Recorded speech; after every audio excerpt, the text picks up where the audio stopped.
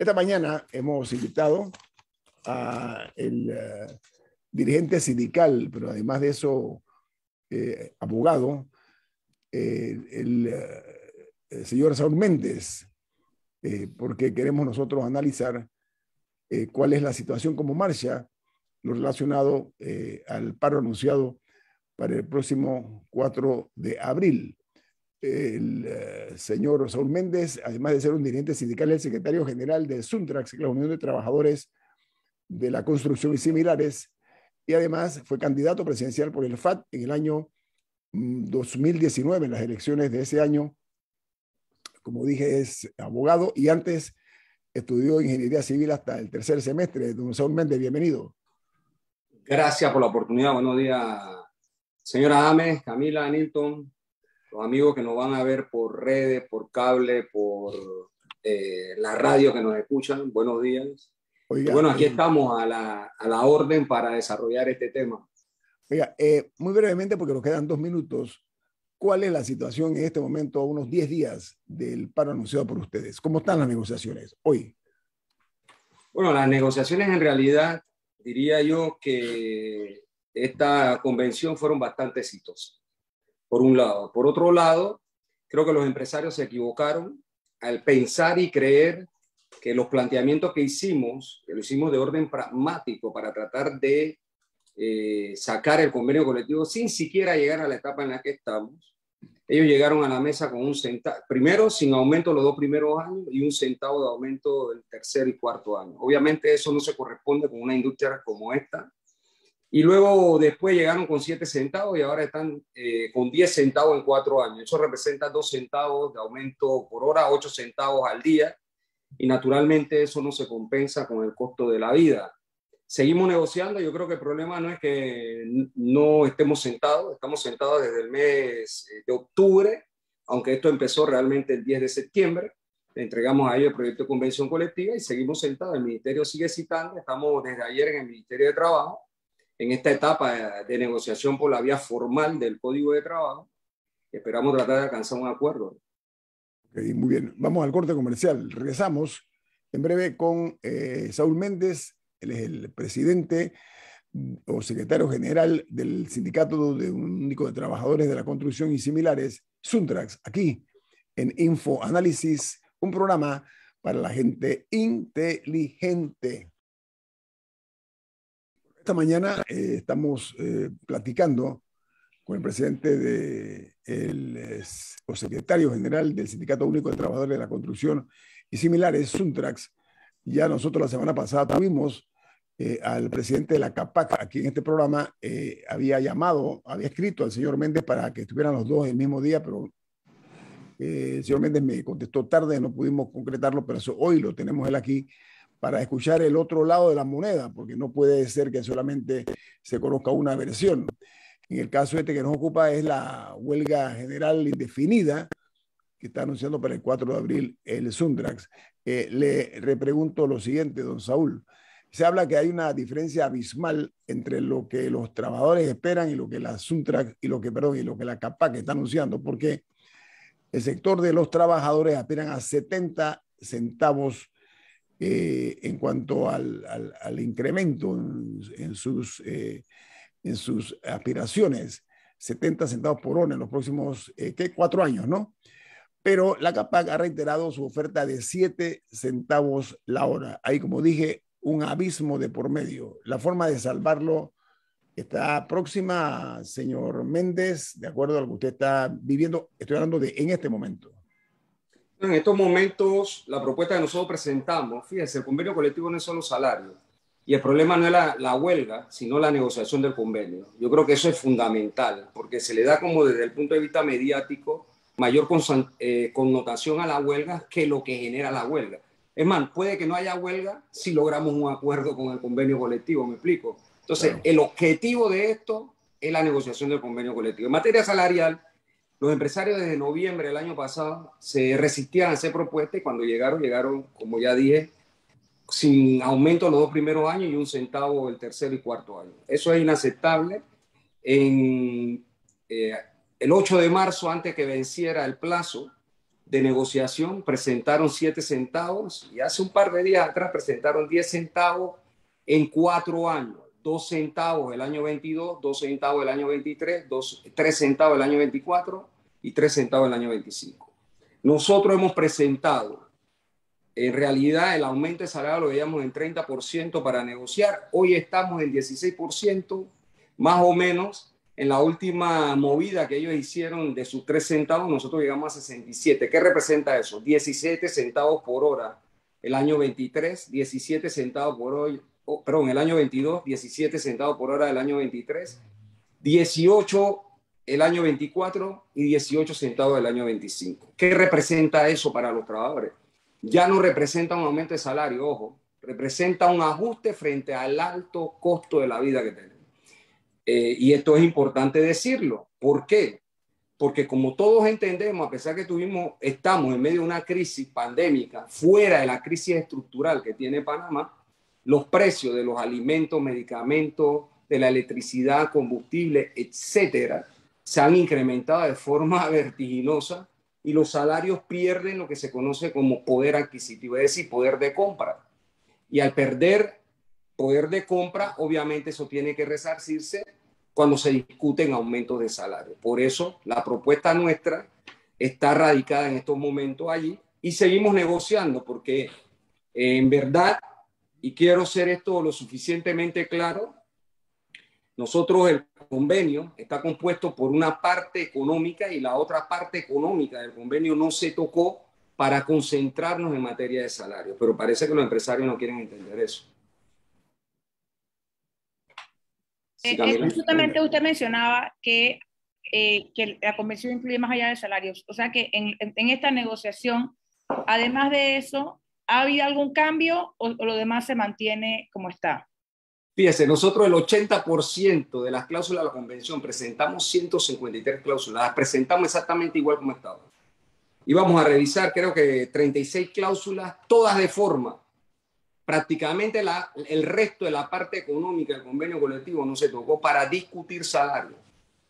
Pero yo creo que equivocadamente los empresarios piensan que ellos pueden llegar en estas condiciones a ofrecer lo que están ofreciendo, que nosotros hemos catalogado como miseria, realmente limosna. Nosotros estamos pidiendo aumento de salario y ahora ajuste de salario para efecto de poder hacerle frente al costo de la vida.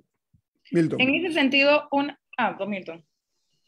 No, yo comentaba, don Saúl, en los últimos programas, que el Suntrax es el gran productor de clase media de este país. A través de 40 años de negociaciones y de cumplimiento de los acuerdos con el gremio de constructores, ustedes tienen un sindicato en donde el obrero que menos gana 1,000 y tantos dólares al mes, y según la empresa, en lo que le dan en otros beneficios, se convierte eso en 2,000 o algo así. O sea que ustedes han logrado muchos beneficios para los trabajadores de la construcción y han ayudado a desarrollar una industria que en algún momento ha generado más de 80,000 trabajos, o por lo menos más de 80,000 cotizantes al sindicato y tal vez algunos trabajadores adicionales por fuera. Y que cada 4 años vemos este momento donde el Suntrax anuncia una huelga, la CAPAC hace una oferta un poquito mejor, de repente se da la huelga unos días, pero ustedes siempre se ponen de acuerdo.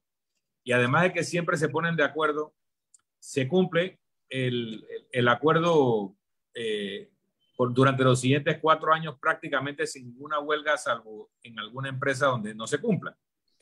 Entonces, yo no creo que el país tiene que sentirse que está al borde del precipicio, sino que ustedes están en una negociación y que van a llegar a un acuerdo, porque al final siempre logran el acuerdo. ¿Yo estoy en lo correcto o estamos al borde del fin del mundo?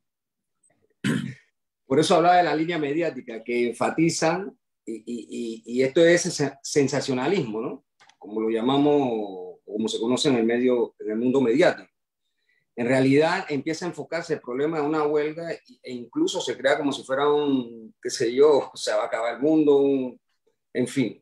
Pero no se ven la esencia de la discusión, que es la negociación del convenio colectivo. Como tú acertadamente has dicho, nosotros desde el año 74 estamos negociando convenciones colectivas con los empresarios. Esta es la 11ª convención que se está negociando.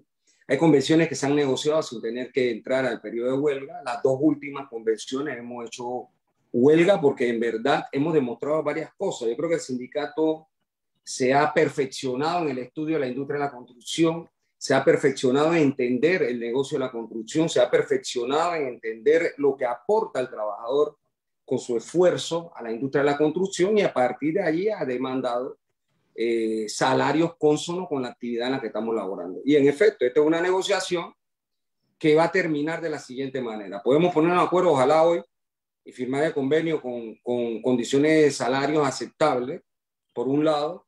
Puede terminar antes del 4 de abril, pero supongamos que entremos al periodo de huelga, que es un derecho humano, un derecho constitucional y legal.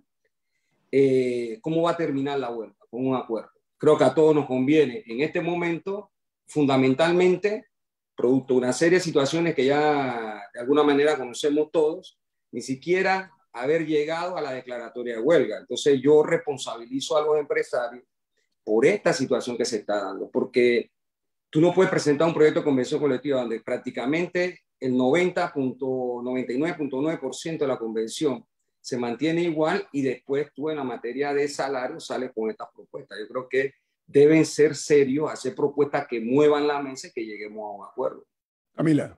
Ahora que usted menciona cómo se ha ido profesionalizando el sindicato y el entendimiento que tienen del sector de la construcción, ¿cómo ven ustedes el sector actualmente? Porque ese ha sido uno de los argumentos que presentó el presidente de la CAPAC, que mencionaba que actualmente hay, que me parece que dijo 20.000 trabajadores activos cuando hace unos años eran 80.000, y enlistó una serie de dificultades que enfrenta la industria actualmente para reactivar proyectos o iniciar proyectos nuevos. ¿Cómo ven ustedes el sector actualmente? ¿Cuál es su evaluación?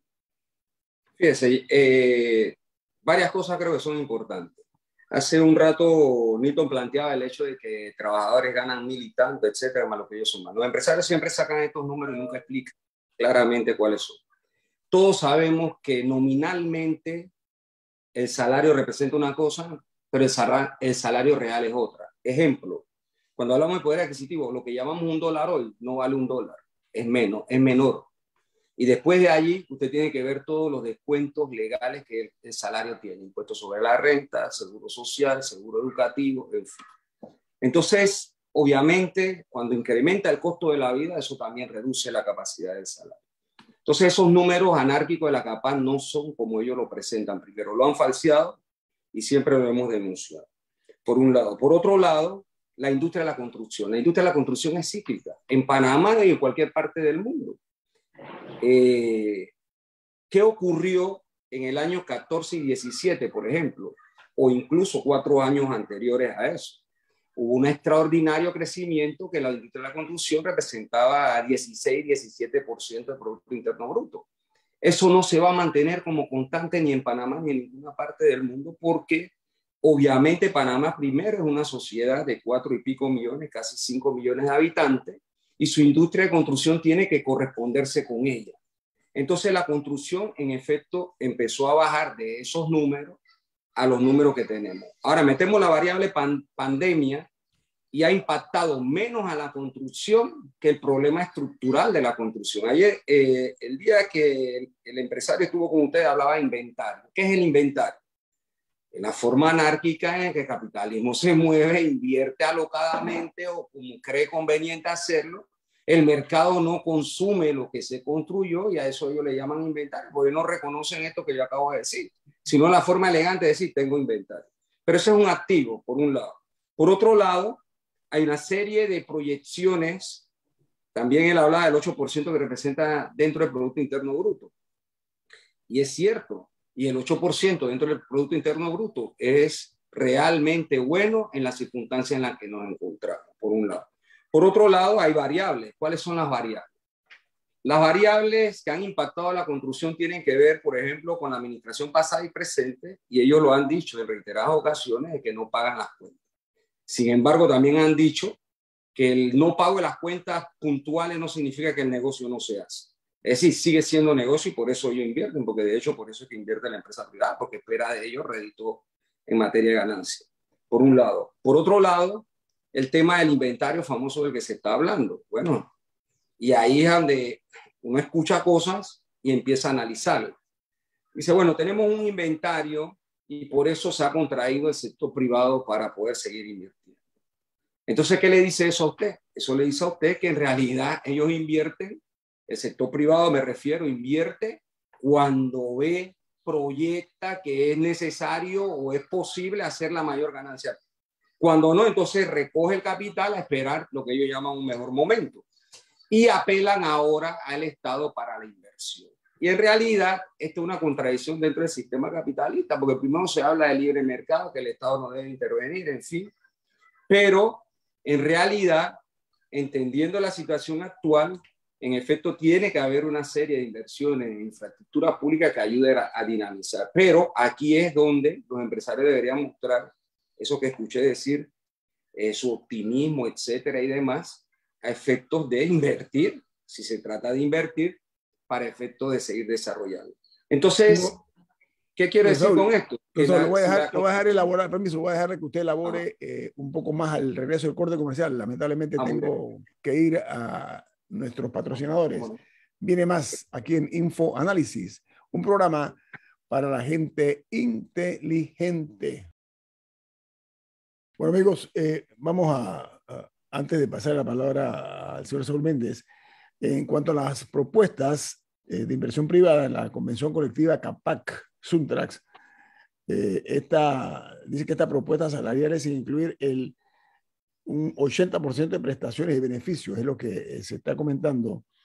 En la categoría de ayudantes, el salario mensual actual es de $879 con 84 centavos. La CAPAC propone 894,40 y la propuesta mensual del Suntrax es de 1.025,44. Para efectos de los trabajadores conocidos como principiantes, el salario es 992,18, el que se establece actualmente, y la CAPAC ha propuesto $1.006,72, mientras el Suntrax habla de $1.158,56. En lo que respecta al trabajador calificado, el salario actual es de $1.185,60. La propuesta de la CAPAC es redondearlo a $1.200,16, mientras el Suntrax habla de $1.387,36. ¿Eso es correcto, señor Méndez, no? En realidad esos números son anárquicos, como lo llamé hace un rato. Esas son proyecciones de la CAPAC para tratar de confundir la discusión. Porque ellos tienen que presentar esto para tratar de evitar decir que están ofreciendo 1 centavo por hora o 2 centavos por hora o 8 centavos al día. Entonces eso es una sinvergüenzura. Fíjese, esta gráfica que yo le voy a mostrar aquí, ojalá se pueda ver, creo que hasta ahí se ve. Sí. En el año 2007, el salario representaba de cada dólar 26.2 centavos. En el año 2015, el salario en la construcción de la convención colectiva representaba 16 centavos. ¿Qué significa eso? Eso significa claramente que hay que aprender el salario, a pesar que hemos logrado aumentos de salario, ¿sí?, está disminuyendo en función proporcional, por un lado. Por otro lado, significa esto que la acumulación de la riqueza de los empresarios es mayor. Fíjese, en el estudio que realizamos en aquel momento, en 4 años se habló de 36.547 millones de dólares generados en la industria, según el Producto Interno Bruto. En sueldos y salarios, en esos 4 años, se destinaron 5.917 millones en salario. Pero en ganancia bruta habían 30.630. ¿Cómo se representa eso? Se representa que del 100% de la riqueza generada en el Producto Interno Bruto de la construcción, a los trabajadores se destinan el sueldo y salario, y ahí se meten los empresarios en la planilla ingenieros y otros que no son directamente todos los trabajadores de la construcción, sino que hay otros representantes allí. Para eso se destina el 14%. El resto, el 86%, queda en manos de los empresarios. ¿Qué significa? Significa que en realidad hay un problema de mala distribución de riqueza generada producto del trabajo. Y ahí es donde hay que discutir los aumentos de salario con su respectivo ajuste. Aunque ahí también están contemplados el costo de los materiales, y, o esos números son excluyendo eso. No, estos son salarios. Los costos de los materiales, a propósito que usted lo trae a colación, es otro gran tema. Cuando comparamos salarios versus costos de materiales, los costos de materiales representan el 70 y el 80%, mientras que el salario representa 20%. Es decir, que aquí, y ese elemento que usted trae todavía es mucho más interesante, por la siguiente razón. ¿Usted ha escuchado a los empresarios de la construcción salir a decir algo a los de la CAPAC por el incremento de los precios de los materiales de construcción? Por el incremento de la electricidad o del petróleo, de cualquier otro incremento. Ahí no dicen nada. Pero cuando se trata de quien trabaja, y como lo apuntó el presidente de la CAPA en su programa, dice, no, donde nosotros podemos controlar, lo vamos a hacer. Es decir, quien trabaja, que es el que puede hacer todo lo que la mirada alcanza a ver, sea metro, edificio, sea ampliación del canal o cualquier otra obra de construcción, entonces a ese que transforma la materia prima, a ese yo le quiero mendigar o limosnear su salario. Todo lo demás puede perfectamente trabajarse en la anarquía del mercado. Porque si es así, los trabajadores no llegamos hoy a la empresa y decimos, vean acá, el costo de la vida subió, a partir de hoy yo gano $7 la hora y tú tienes que pagarlo, porque cuando yo voy al supermercado y me dicen que subió la libra de carne, yo no me puedo decir, yo no te voy a pagar eso, yo tengo que pagarlo. Cuando me suben el precio de combustible, yo no puedo ir a la gasolinera y decirle, yo no te voy a pagar eso, yo te voy a pagar esto, yo tengo que pagar el precio. Y así sucesivamente con cada cosa que se da. Entonces, el problema aquí es que nosotros entendemos la filosofía empresarial. ¿Y cuál es? Es tratar de negar la menos paga posible a los trabajadores. Esa es una ideología que tienen en su cabeza y por eso es que los trabajadores tienen que organizarse y luchar para mejorar sus condiciones de trabajo. Señor Méndez, aquí en este programa el presidente de la CAPAC habló pues de los salarios, pero añadió que también reciben lo que ellos denominan beneficios convencionales. Explíquenos esa figura, si es tan amable. Fíjese, la convención colectiva, como dijimos hace algún tiempo, no solo son salarios. Pero, por ejemplo, hay una cláusula de la convención colectiva que habla de una ayuda económica cuando nace un hijo. No todos los trabajadores de la construcción le nacen un hijo, sino que ese es a una persona en particular. Ellos cuantifican eso como si a todo el mundo le diera esa prestación. Por ejemplo, hay otra prestación en condiciones de trabajo. Yo voy a trabajar en altura y cuando trabajo en altura, por decir un número, me pagan 15% de altura, pero no el 100% de los trabajadores van a trabajar en altura, es un grupo, pero ellos cuantifican. Por eso que nosotros decimos que las cifras de ellos son anárquicas. Claro, para tratar, reitero, de esconder y falsear su propuesta de limosna que están ofreciendo. ¿Qué otras condiciones pueden haber en la construcción? Si trabajan en alta temperatura hay un porcentaje adicional, pero no todos vamos a trabajar en alta temperatura, ni se trabaja en un proyecto, supongamos, como el del metro, la línea 3 del metro, ahí no hay alta temperatura en estos momentos en ninguna. Entonces, los 1.000 trabajadores que están ahí no le están pagando un porcentaje adicional, ni tampoco los 1.000 trabajadores que están ahí van a trabajar, si tuvieran que hacerlo faltando algún pedazo del tramo de la obra, lo van a hacer. Entonces, ellos cuantifican todo eso unísonamente. Entonces, ahí es donde falsean la información. Pero utilicemos una información que sí es real. Un ayudante general, porque esto, hay 3 escalas salariales. Obras privadas, obras públicas y mega obras. Un ayudante general, y hay distintas formas de contratación. Puede ser de 40 horas, 45 horas o de 48. Ellos utilizan 48 para englobar su cifra. Pero puede estar ganando $847. Nominales, cuando yo hablo de nominal, eso es lo que va a decir el papel. Nominales. Pero el dólar hoy no es un dólar. El dólar hoy, si mal no recuerdo, espero no fallar en esta cifra, debe estar en 92%. Es decir, que un dólar no es un dólar, sino 92 centavos. Espero no estar equivocado en lo que estoy diciendo. A eso vaya deduciéndole todo lo que hay que pagar, seguro educativo, seguro social, etc. Subámosles entonces ahora, sumémosle a eso el costo de los alimentos, costo de vivienda, costo de transporte, educación, salud, vivienda. ¿Sabe lo que ocurre? Los salarios están en déficit. A pesar que un ayudante puede estar ganando 847 balboas, eso no le alcanza para el costo de la canasta básica familiar.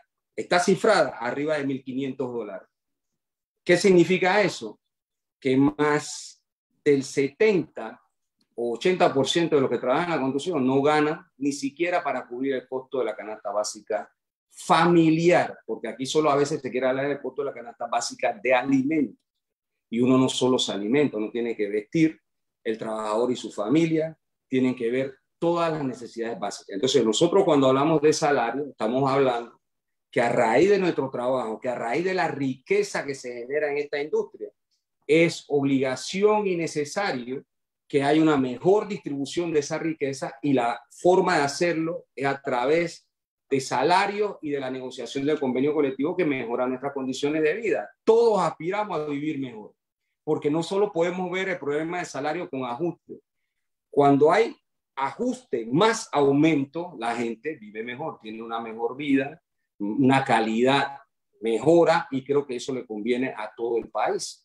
Los trabajadores de la construcción y su familia, ¿dónde consumen de su salario? Consumen en Panamá, compran su comida, compran sus cosas aquí, eso dinamiza la economía, y en consecuencia no solo aportamos con nuestro trabajo, sino que dentro del rejuego de lo que es la economía, aportamos de distintas formas. Entonces yo creo que eso tiene que ser ampliamente valorado.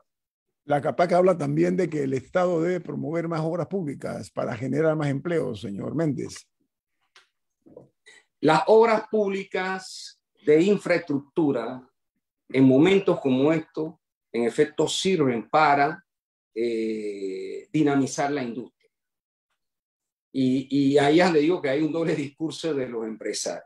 Cuando ellos ven que la cosa va bien flotada, dicen, no, el Estado no tiene que intervenir. Pero en momentos de crisis, y esto ha pasado en el 2000, no solo en Panamá, sino en el mundo, en Estados Unidos, en Europa, etcétera, la crisis del 2008, ¿de dónde sacaron los fondos para fondear las multinacionales? De los impuestos que pagamos todos, pero después la ganancia es privada. Espérate, esto es privado. Entonces, sí debe haber una política del Estado en estos momentos de inversión de infraestructura pública, y nosotros creemos que esa inversión en infraestructura pública no se puede solo derivar en grandes obras. Nosotros pensamos que hay un déficit social con la población, que si se invirtiera efectivamente en ese déficit social, ejemplo, carreteras, caminos de penetración, escuelas, los centros de salud que hacen falta, que muchos quedaron tirados, en fin, estamos resolviendo dos problemas, potabilizadoras, estamos resolviendo problemas de empleo, problemas de productividad del Estado, dinamización de la economía, y estamos resolviendo el problema de la gente. Es decir, estamos dándole mejor vida a nuestra gente, a nuestro pueblo, a los panameños.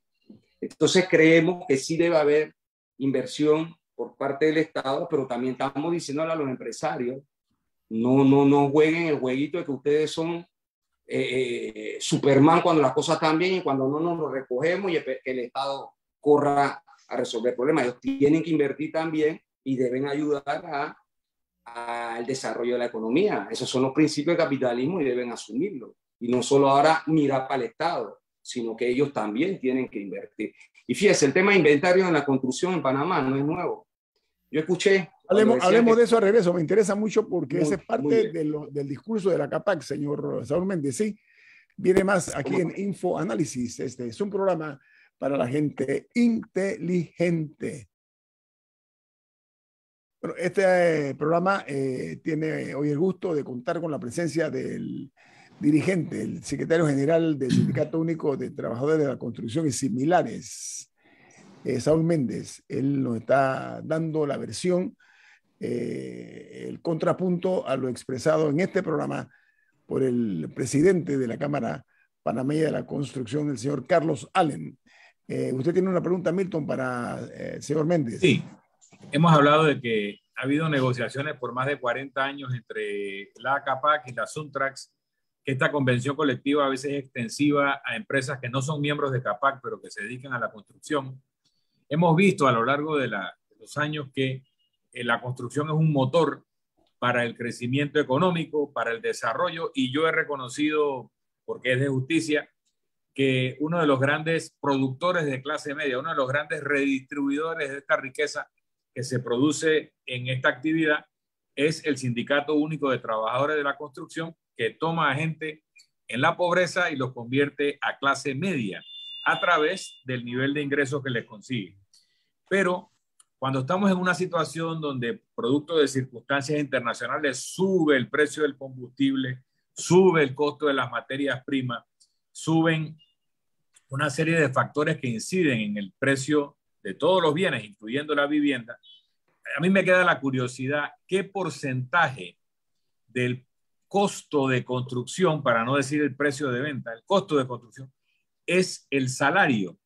¿Y qué tanto un aumento en los salarios impacta el costo de la construcción? Hago esta pregunta y redondeo, porque recuerdo que una vez cuando el Canal de Panamá le iba a subir los fletes a las navieras, los productores de banano de Ecuador dijeron que los iban a sacar de competencia para que Panamá tuviera un privilegio, y el canal les tiró los números y le dijo, mira, el impacto del aumento de peaje del canal en el costo de la caja de banano es 3 centavos y tú la vendes en 4.50 o 7. Entonces, ¿hasta dónde la discusión del valor de lo que se paga por la mano de obra incide en el costo de la construcción?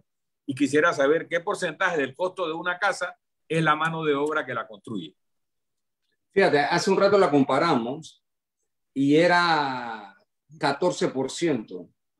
Okay. Es decir, el 14% es lo que se destina a salario. Y ese 14% del que yo te hablé, ya es importante discriminar esto, porque cuando hablamos de salario, parecía que nos estamos refiriendo solo a los obreros. Pero como todos sabemos, los empresarios se meten en planilla y se ponen grandes salarios, y sus familiares también. Y meten a los trabajadores especializados con título universitario, ingenieros, arquitectos, personal administrativo, etc. Eso está en el 14%. Entran ahí. ¿Y el aumento que ustedes piden, cuánto aumentaría eso? ¿A 20, a 50%? ¿A cuánto? Fíjate, de hecho, el cálculo que hicimos fue de 1.44%. En la ocasión pasada, y los salarios que estábamos pidiendo porcentualmente eran superior, y lo que pactamos es superior a lo que podemos negociar hoy. Quiere decir que ese porcentaje baja. Pero déjame decirte algo con relación al precio y cómo son los precios de los materiales de construcción. Esto varía en función, del valor del metro de construcción y de la venta del producto ya terminado. En la vivienda entre 40.000 y 90.000, el precio incrementa en 2.72%. Pero en la que va de 660.000 a 1.000.000, es 6.69% el valor real. ¿Qué significa? Te venden 6 veces más o 6 veces más lo que cuesta el metro de construcción. Eso lo hacen los empresarios. ¿Y por qué lo hacen? No por los salarios, por la especulación. Y esa especulación es burda y bárbara. Fíjate que incluso en el estudio que nosotros realizamos, ese es en el caso de vivienda, en el caso de apartamentos, los apartamentos están cifrados entre 65.000 y 154.000. Se cuadruplica más un tercio el precio de metro de construcción. Cuando están valoradas de 190.000 a 300.000, es 5.84 veces más el valor. Y cuando está de 775.000 a 3.350.000, el valor sube 10.17 veces más su costo real. Eso es lo que pasa en el mercado. ¿Y por qué se suben esos precios? Porque eso es especulativo. Bueno, una última pregunta en eso. Hace 15 años, que recuerdo, todavía había casitas que se vendían en $10.000 y $15.000. ¿Por qué hoy en día no hay viviendas, así sea fuera de la ciudad de Panamá, ¿Por qué no hay viviendas de 15.000 o 20.000 dólares y la vivienda de interés social creo que está por 60.000 o más, 80.000 o más? ¿Qué pasó? Si en 15 años no ha subido tanto la inflación. Bueno, la especulación, Milton. Pero no El hay metro de manera tierra te lo ponen, acá el metro de tierra te lo ponen, ya tú sabes, el número que le da la gana. La venta de los materiales de construcción ocurre lo mismo. Cuando vas a ver los intereses de los bancos y vas a ver todos estos temas, todo el mundo, este es un negocio donde los miles de millones que se mueven fuera de la construcción pura y dura generan hacia otras actividades de orden económico separadas de la construcción y contabilizadas en las cuentas nacionales por separado. Entonces, ¿qué incrementa el precio de las viviendas o qué incrementa el precio de la comida, de los medicamentos, en fin, la anarquía que existe? Y esa anarquía en medicamentos, ustedes saben perfectamente bien que un medicamento aquí te lo venden en $70 y en Colombia está en $5 y en Costa Rica está en $3. ¿Y por qué? Porque los empresarios están especulando y nadie le pone el cascabel al gato. Fíjense, aquí nadie habla de ganancias razonables. Aquí hay extraordinaria ganancia, por eso es que el país se encuentra en el 5º lugar del mundo, donde hay peor distribución de riqueza, y en el 2º de América Latina, porque además de que te encarecen los precios, los salarios son bajos comparado al costo de la vida. Entonces, esa es la especulación a la que nos estamos refiriendo. Y fíjate que el gobierno toma políticas para seguir beneficiando a los empresarios. Cuando van a ver la ley de intereses preferenciales, ahí hay 10.000, 15.000 dólares que se entrega cash a cada una de las por vivienda. Y eso se hace ver que es para las personas que están aspirando y que es su primera vivienda. Es un negocio redondo. Entonces, obviamente, esto hay que ponerle cascabel al gato.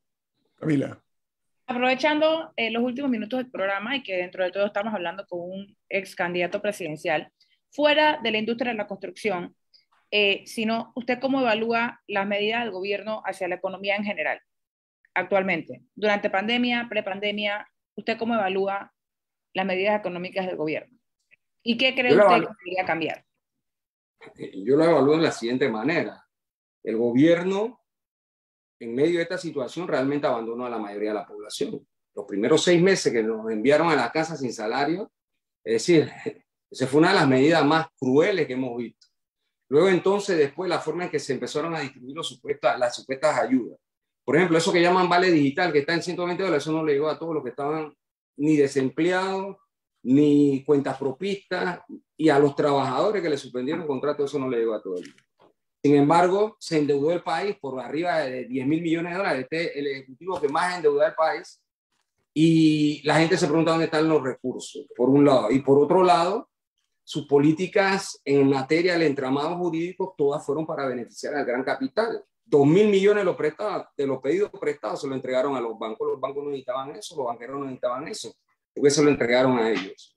Y así sucesivamente. En realidad, este es un gobierno más neoliberal que ha aplicado políticas en contra de la mayoría de la población. No hay un desempeño real en función de salir de la crisis. Y comparémoslo con países de América Latina o comparémoslo con Europa. En Europa, desde el 2008 se creó algo que se llama los TER. ¿Y qué son? Son subsidios a los trabajadores que iban de 50 a 70% de su salario a la pequeña y mediana empresa, y hasta el gran capital se benefició de eso, para evitar el colapso de la economía. Aquí, la micro, pequeña empresa todavía está preguntando dónde está la plata esa que dice que le iban a prestar en medio de esta situación. Entonces, obviamente, este es un país muy desigual y las políticas públicas apuntan al gran capital y no a la mayoría de la población panameña.